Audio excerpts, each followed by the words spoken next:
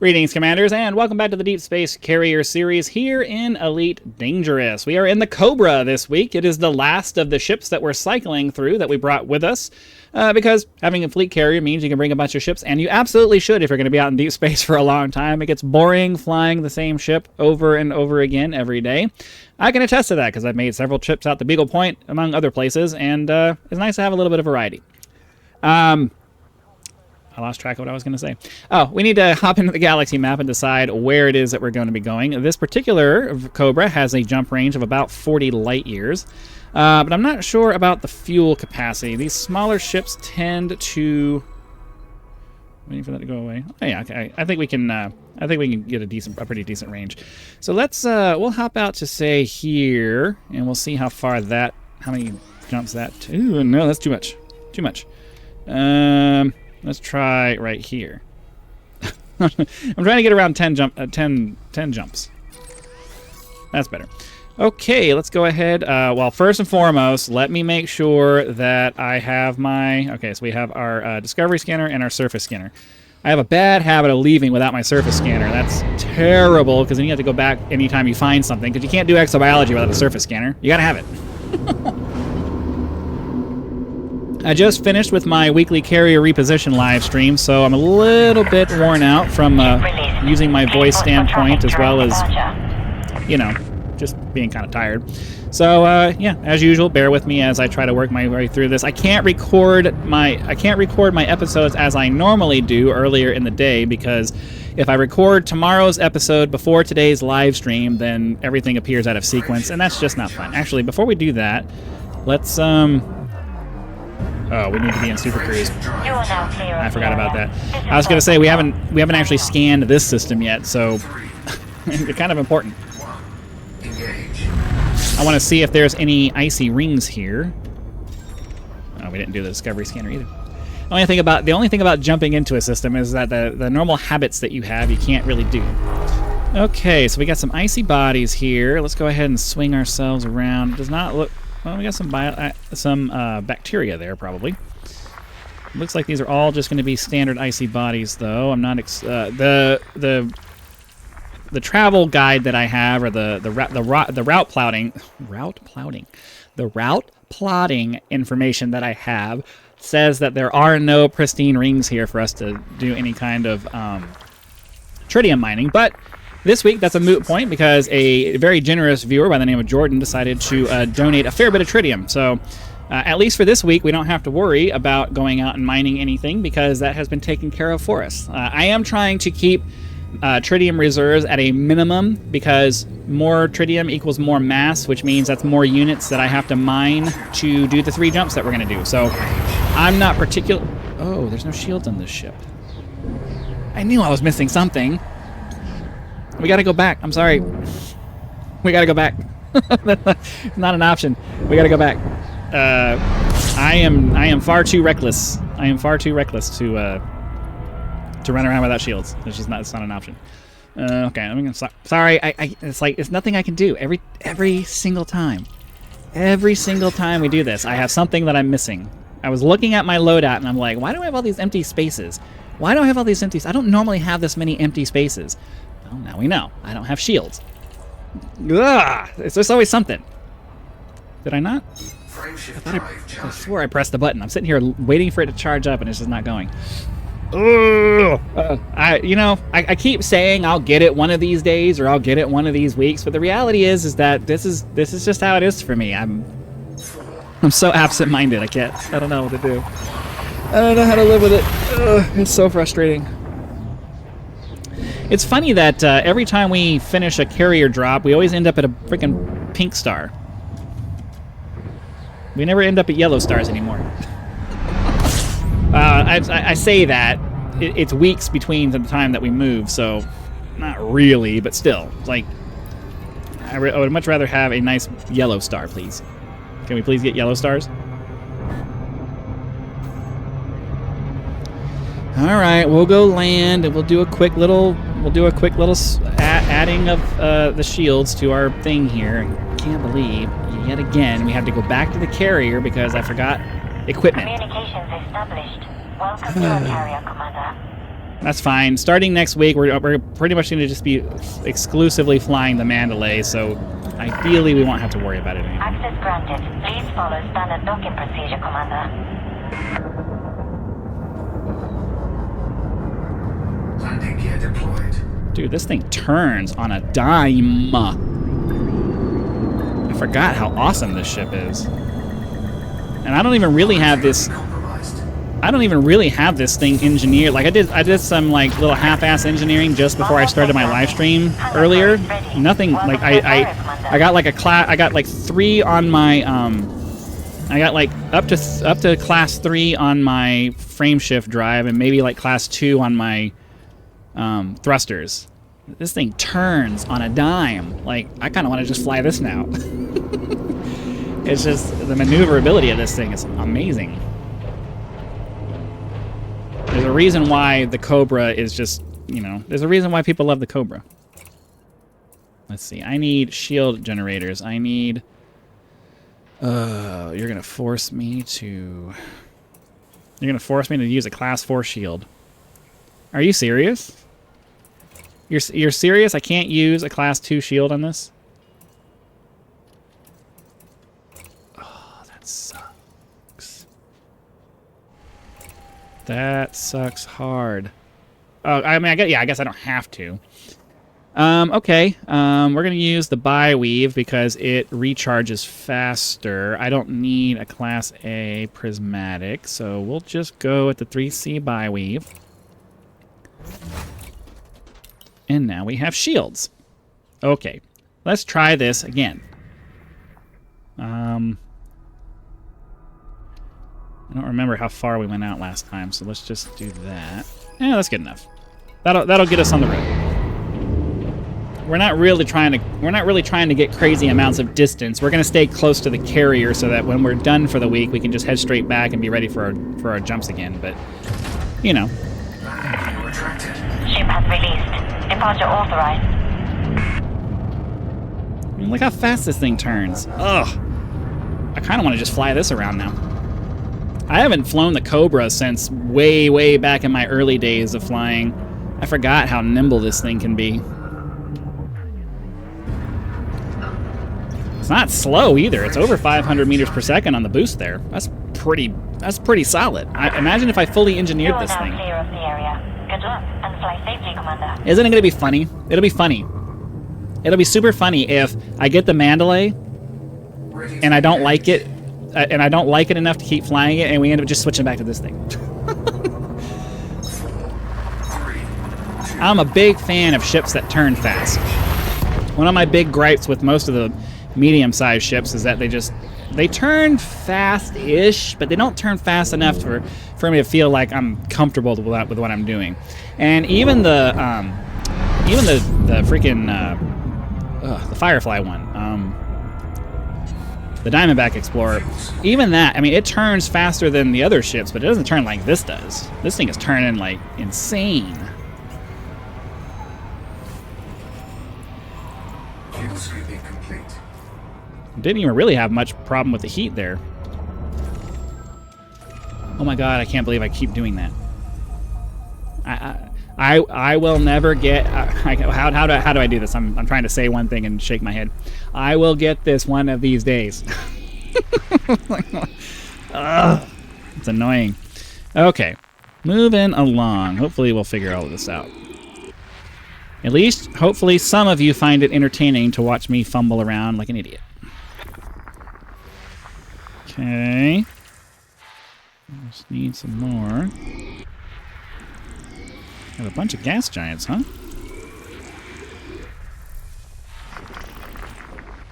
Bunch of icy bodies. Geological. All kinds of geology going on, but no biology. That is mildly depressing, because we need to find some interesting things. It's been a very long time since we actually found anything cool.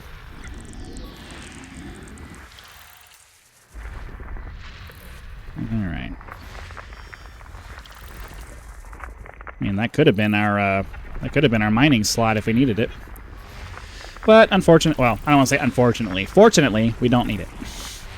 Thanks again. Thanks again to Jordan for helping me out with that. That's I mean, I don't mind mining that much, but you know, it's nice to not have to do it. I'm a big fan of being placed in a position where I don't have to do things. I want to do things, and you know, mining's fun for the first 5 minutes that you do it, and then after that you're like, can I be done now? Okay.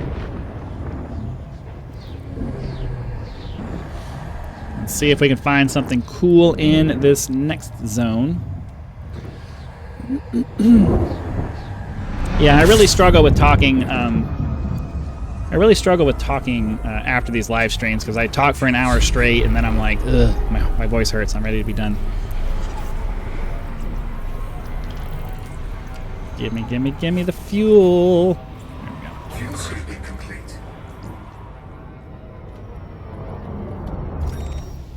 All right, more gas giants and icy bodies. To be perfectly honest with you, I don't really want to mess with that. Frameshift drive charging. We're not really going to find... For icy bodies, we almost always only find 1 or 2, and even with the 2 biological sources, it's just going to be space mushrooms. So we're just going to go ahead and move on, see if maybe we can find some high metal content planets. That would be nice. Or if we could find some rocky bodies with maybe some high diversity, that would be pretty sweet. As always, I forgot to bring up my elite observatory. This is why I keep saying... This is why I say I will figure it out one of these days. Every episode or every week I forget a piece of equipment that I need, and every episode I forget to start the elite observatory.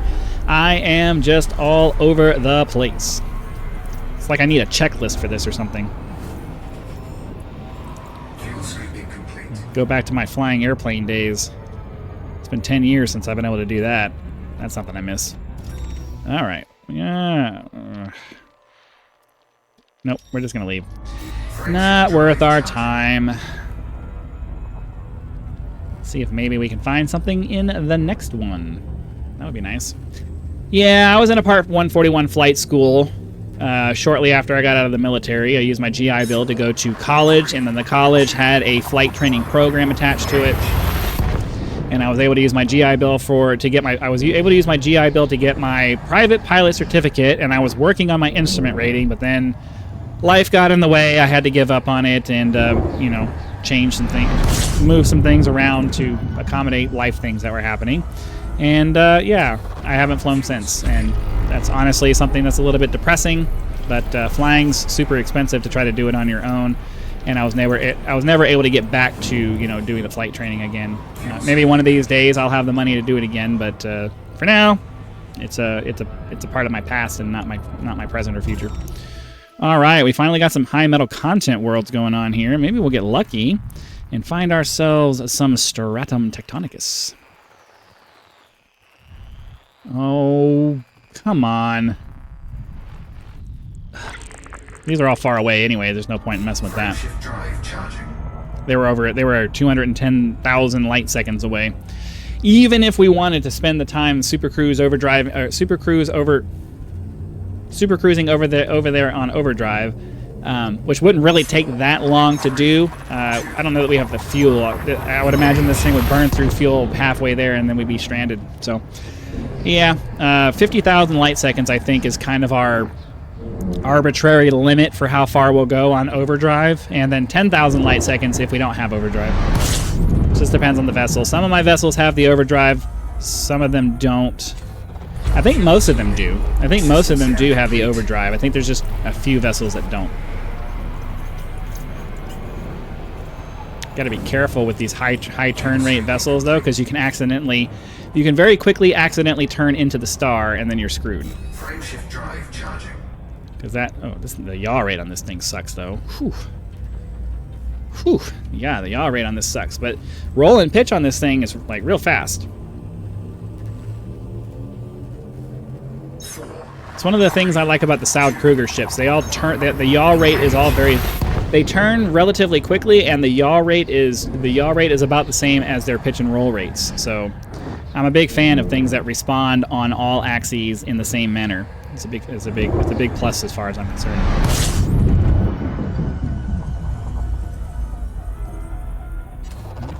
Some fuel scooping done. We got 14 bodies here. Let's see if that's a lucky number. Probably not, but we'll see. Fuel scooping complete. It's a little hard. It's a little different to scoop those larger diameter stars because you feel like you need to start pulling up sooner than you actually have to. Then you end up doing stupid things like running into them. All right. So far nothing yet. We have oh, come on. We have a few more opportunities. Come on, biology. Come on, biology. Gimme biology. Gimme, gimme, gimme, gimme, gimme, gimme. So far, nothing. If you're looking at the top right of the screen where it says features, we're looking for biological features. But unfortunately, this system is not being very nice to us.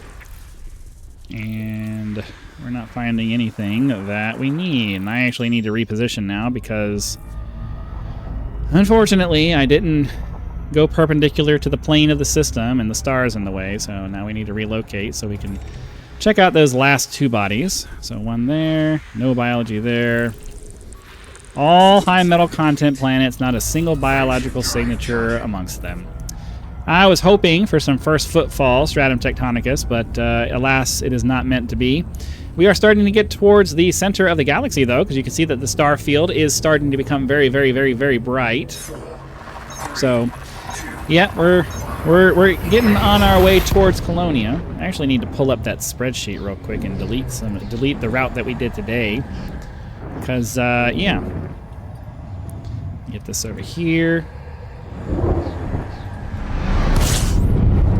I'll do that after I set myself on course here. Oh, I thought I finished that. Oh well, this is what you get when you try to multitask. 32 bodies. Found one with a wide ring on it. That's cool. That's the observatory telling me that. Fuel scoop disengaged. Pop down here. I am going to take a second, though, and delete the last three things so I don't forget to do that. It looks like we have exactly 4 weeks left until we're going to reach Colonia. So, you know, it was worth it for me to take a second to do that, because now we know how much time we have left. That last live stream before Colonia, though, that's going to take a while, because we're going to be doing 5 jumps instead of 3, because there's no point in doing a live stream with only 2 jumps in it. So we'll just make that we'll make that like a special live stream, an extra special longer one, which actually is going to be kind of hard because I struggle to talk for an hour straight through what we're doing now. But then again, I guess, you know, I end up doing these episodes right after that, so maybe it won't be so bad. I'm confused. All right, there we go. So it's all right, yeah, there's a bunch of rocky bodies here, so that makes it worth our time to just kind of try to go through this. It's fine. What's this? Rocky body. Oh, I will never, ever, ever be okay with this stupid full spectrum system scanner minigame that they decided to do. This thing is just so annoying. It's so fiddly. I don't like fiddly systems. And this thing is just super, super fiddly. I like streamlined systems that make it simple and direct and, you know, easy to do things. And this thing just is not. Oh.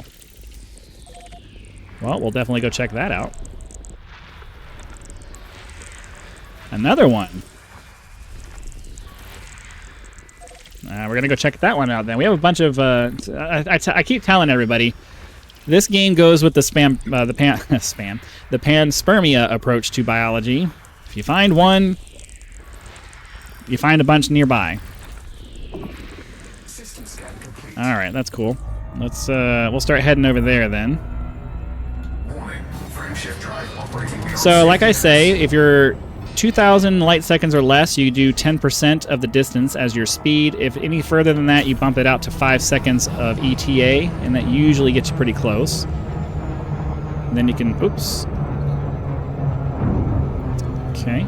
And then the aggressive deceleration should make it to where you can slow down before you get there. So let's go find out what's available on this 7 biology planet. We'll get down to the bottom and see what's what. Well, if we can get the gravity well to not slow us down this way.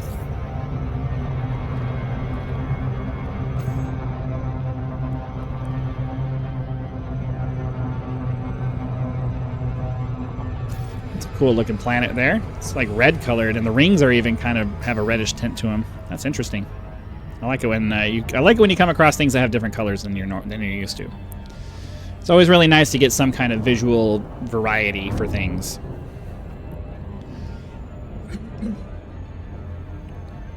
All right, gimme, gimme, gimme. Ideally, we'll get first footfall, and then we'll get, well, probably realistically only get 4 or 5 of the 7 things that are here. But we'll see. It'll be nice if we can get all 7.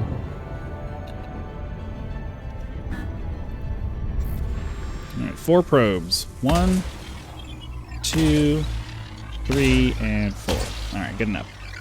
We'll wait for those to hit so we can filter through and decide which of the signals we're going to go after.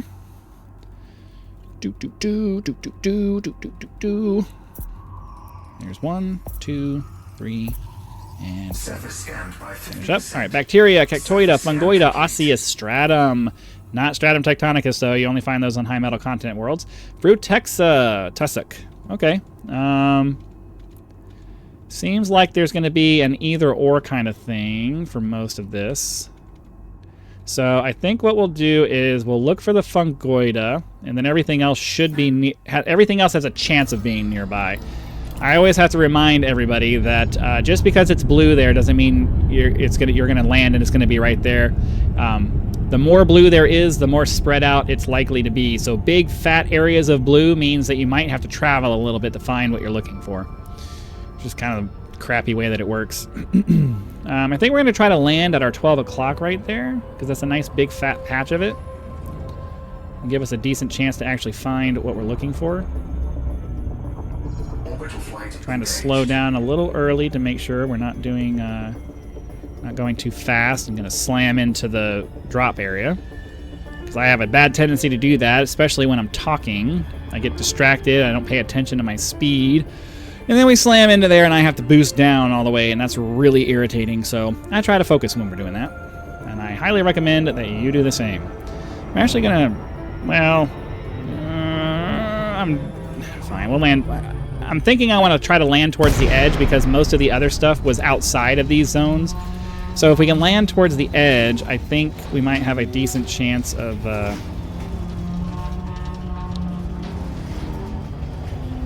I think we might have a decent chance of finding a bunch of different stuff. Thinking that this is going to be relatively flat here. All right. Landing gear deployed. Oh, hate it when it does that. I'm not seeing much in the way. Okay, can my graphics card catch up, please? That would be nice. Oh, here we go.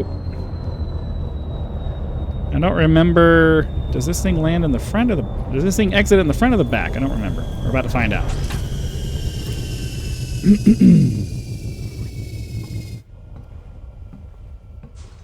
I think it's the back. Oh, no. It's the front. All right. Well, you know what? We're going to go ahead and call it an episode. We don't have time to do 7 species here, and it doesn't make sense to start. We at least got our first footfall confirmed, so... I'll go ahead and grab this for now just so I can remember that we have it. But anyways, thank you very much for watching. Be sure to click the like button to spread the video out to more people. Subscribe to help us reach the next major channel milestone of 10,000 subscribers.